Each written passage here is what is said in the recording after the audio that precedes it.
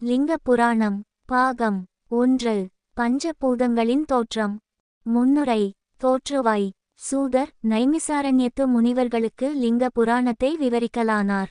லிங்க வழிபாட்டின் மேன்மையை கூறும் இந்த லிங்க புராணம் வியாசர் எழுதிய 18 புராணங்களில் 11வது புராணம் ஆகும். இது 10,000 ஸ்லோகங்கள் கொண்டது. இதை பக்தியுடன் கேட்பவர் பன்னெடுங்காலம் சிவலோகத்தில் மகிழ்ந்து இருப்பர் என்றார். பஞ்சபூதங்களின் தோற்றம். பேரொளியாய் விளங்கும் ஜோதி சொரூபம் சிவம்.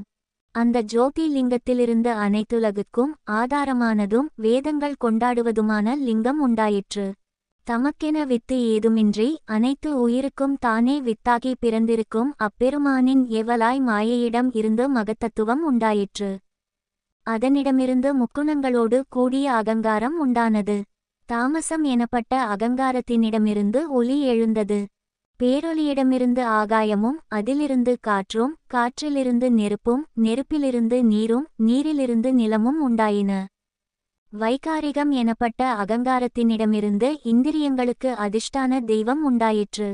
தைஜசம் என்னும் அகங்காரத்தினிடமிருந்து ஞானேந்திரியங்கள் 5 கர்மேந்திரியங்கள் 5 மனமும் உண்டாயின.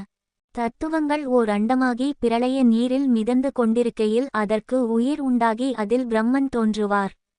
அவரே அயன் அரி அரண் என்று படைத்தல் காத்தல் அழித்தல் என்ற காரியங்களுக்கேற்ப அழைக்கப்படுகின்றார். பிரம்மாண்டத்தினிடையே 14 லோகங்களும் அடங்கி உள்ளன. அகங்காரத்தை மகத்தத்துவம் சூழ்ந்திருக்கும்.